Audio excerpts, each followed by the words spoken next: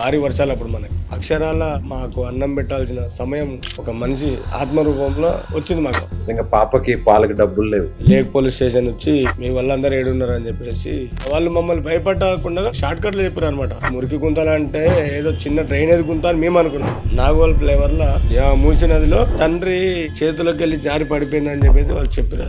Almost అక్కడ army, GHMC, navy వాళ్ళు ఉన్నారు. పడవలు వేసుకొని దిగుతుర్రు, బుగ్గలు వేసుకొని దిగుతుర్రు.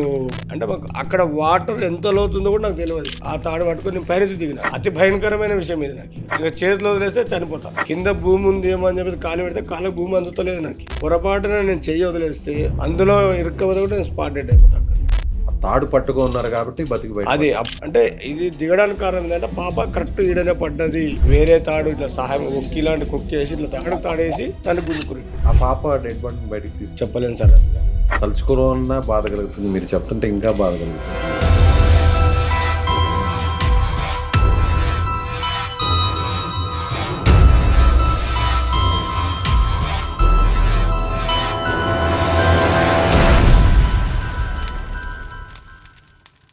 మన దేశంలో ఇటీవల జరిపిన అధ్యయనాల ప్రకారం 60 ఏళ్ల వయసు దాటిన వారిలో చాలామంది మోకాళ్ళ సమస్యలతో బాధపడుతున్నారు. అందులో మోకాళ్ళ చిప్పులు అరిగిపోయి చాలామంది సర్జరీకి వెళ్తున్నారు. అయితే సర్జరీయే దిక్కు అనుకునే వారికి ఎపియాన్ పెయిన్ క్లినిక్ ఒక శుభవార్త చెప్పింది. ప్లాస్మా థెరపీ ద్వారా ఈ సమస్యకు చెక్ పెడుతుంది. సో ఇమీడియట్గా ఈ సమస్యతో బాధపడేవారు ఈ కింద నెంబర్కు కాల్ చేయండి. నమస్తే, నేను విజయ్. మన ముందున్నారు ఒక గజేతగాడు. ఆయన పేరు ట్యాంక్ బండ్ శివ.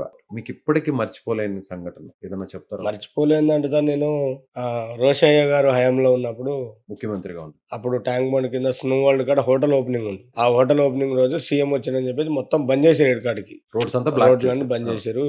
వర్షం పడుతుంది, భారీ వర్షాలు అప్పుడు మనకి. అయితే లేక్ పోలీస్ స్టేషన్ వచ్చి ఒక కానిస్టేబుల్, ఒక హోమ్ గార్డ్ వచ్చిండు కిందికి. శివ ఇట్లా మీ వాళ్ళందరూ ఏడున్నారు అని చెప్పేసి పిలిచిండు. పోలీస్ కానిస్టేబుల్ వచ్చి పిలిచారు. మా తమ్ముడిని అడిగారు. ఫస్ట్ వాడు పండుకున్నాడు. అప్పుడు అక్షరాల మాకు అన్నం పెట్టాల్సిన సమయం ఒక మనిషి ఆత్మ రూపంలో వచ్చింది మాకు. అదొక అవకాశం వచ్చింది మాకు. బాబు ఇట్లా ఒక మురికి గుంతల వాళ్ళు మమ్మల్ని భయపడకుండా సింపుల్ గా చెప్పారు. మాకు షార్ట్ కట్లు చెప్పారు అనమాట. నాగోల్ ఫ్లేవర్ లా తండ్రి నిమ్స్ హాస్పిటల్, కిమ్స్ హాస్పిటల్ ఉంది కదా, కిమ్స్ హాస్పిటల్ ఉంది. ఆ కిమ్స్ హాస్పిటల్ వెనకాల ఒక కాలనీ ఉంటది. మాకు తెలిసింది ఇట్లా పాప వాటర్ లో పడిపోయింది. అంటే మురికి గుంతలు అంటే ఏదో చిన్న డ్రైనేజ్ గుంత అని మేము అనుకున్నాం. ఆడిపోయి చూస్తే అది సముద్రం, ఇక మూసి నదిలో తండ్రి చేతులకు వెళ్ళి జారి పడిపోయింది అని చెప్పేసి వాళ్ళు చెప్పారు. అది ఎంత వయసు పాపకు ఉంటుంది? ఒక 1.5 year 2 years ఉంటుంది మినిమం. మేము ఎక్కడ పోయినా మేము ఒక కాలర్ ఎగరేసుకున్నట్టు పోతాం, పని చేసుకుని వస్తాం. ఆడిపోయి చూస్తే అనుకల కథ వేరే ఉన్నాడు.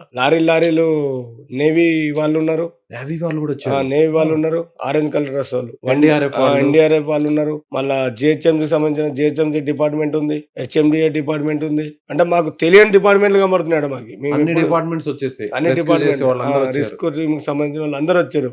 సైడ్ నుంచి వెళ్ళకుండా పైన వాళ్ళు ఆర్మీ వాళ్ళు తాళ్ళు తీసిరాడు, మొత్తం తాళ్ళు వేసారు. ఆ తాడు పట్టుకుని నేను పైన దిగిన, ఇక్కడ సైడ్ నుంచి రాకుండా. మా తమ్ముడు వీళ్ళందరేమో కింద బ్రిడ్జ్ పైనుంచి డైరెక్ట్ ఫ్లైఓవర్ పైనుంచి దిగితే అది నాకు అర్థం కాలేదు. ఆ నీళ్ళు ఏమైందంటే ఫోర్స్ ఎక్కువ వస్తున్నాయి నీళ్లు. ఆ పాప పడ్డది ఆడలేదు. అప్పుడు ఆడ కొట్టుకుపోయి ఉంటుంది. ఇంకా వేరే చోటుకి 10 kilometers పోయింది పాప. అబ్బా. 10 అక్కడ గౌరీలు అని చెప్పేసి ఒక ఊరు ఉంది ముందర. వంతెనలు ఉంటాయి కదా sir, water step by step జారి పడిపోయేది. అవును.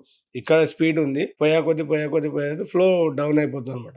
అంటే విష పెద్దగా ఆ రోజు అప్పుడు దిగిన మొత్తం దిగిన తాడు పట్టుకొని దిగి నీళ్ళకి వచ్చేసిన. మొత్తం నీళ్ళ పైన ఇట్లా ఊగుతున్నా అంతే. ఇక అంటే లోపల దిగారు మొత్తం కంప్లీట్ వాటర్ లోకి వచ్చేసిన. ఇక్కడ దాకా వచ్చేసిన. ఇక్కడ వచ్చిన తర్వాత ఏంటంటే ఇక ఫైనల్ ఇక నా తల చేతులు తప్పితే ఇంకేం లేవు. పైన కింద భూమి ఉంది ఏమో అని చెప్పి కాలు పెడితే కాళ్ళకు భూమి అందుతలేదు నాకు.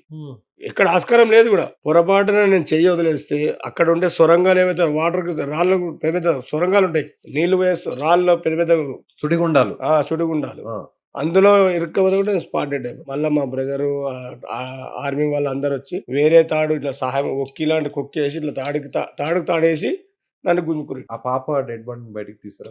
రెండో రోజు పొద్దుగాల ఎవరు తీసారు? మా తమ్ముడు, పవన్, నేవీ వాళ్ళు అందరు కలిసి డైరెక్ట్ కిందికి పోయి పడవ సాయంతో కిందికి పోయి. అంటే మా ఐడియా, సార్ మీరు ఇక్కడ దేవులాడితే అయితే కాదు, పడవ తెప్పినని చెప్పినాం. పడవ తెచ్చిర్రు, ఎక్కిర్రు. మా తమ్ముడు వీళ్ళందరం కలిసి దాంట్లో పోయి సగం దూరం నేను కూడా పోయినా. అక్కడ నుంచి నేను ఇట్లా చూసుకుంటూ వస్తా అని చెప్పేసి నేను సైడ్ పొండి వెళ్ళిపోయినా. వాళ్ళు పడవతో ఇంకొద్ది ముందర వేరు పోయేసి వస్తాప్పుడు దొరికిందని సిగ్నల్ అయినా తీసుకొచ్చి అప్పచెప్పినాం. అదే రోజే నా జీవితానికి ఒక నాంది పలికిన రోజు నాకు. మళ్ళీ పుట్టినట్టు, మళ్ళీ పుట్టినట్టు. ప్రాణం పోయి మళ్ళీ ప్రాణం ప్రాణం పోయి వచ్చినట్టు. ప్రాణం వచ్చింది. అంటే అక్కడ రియల్‌గా చనిపోయిన ఆ స్మాష్ ఇగ నేను లేను ఇగ జీవితంలో. అనుకున్నారా? అయిపోయింది. అనుకున్నారా? అయిపోయింది పక్కా అనుకున్నారా? అయిపోయింది అనుకున్నా. ఎంత టైం పట్టింది మీరు దిగి బయటకు రావడానికి? ఒక 20 నిమిషాలు పట్టింది సార్. ఈ 20 నిమిషాలు ఎలా అనిపించిందండి? ఇంగ చెప్పలేను సార్ అది. అసలు నేను మళ్ళా మా అమ్మకి నేను మళ్ళీ పుట్టినా అనుకున్నా తెలుసా? సాహసం చేయాలంటే ఎంతో ధైర్యం ఉండాలి, జిగరు ఉండాలి. అంటే అక్కడ నేను ఆందోళన ఏదైతే చెందినా అంటే ప్రమాదం ఇంత గట్టిగా వస్తున్నా తట్టుకునే శక్తి మనలో ఉండాలని చెప్పేసి మేము తెలుసుకున్నాం. థ్యాంక్ యూ అండి. Thank you.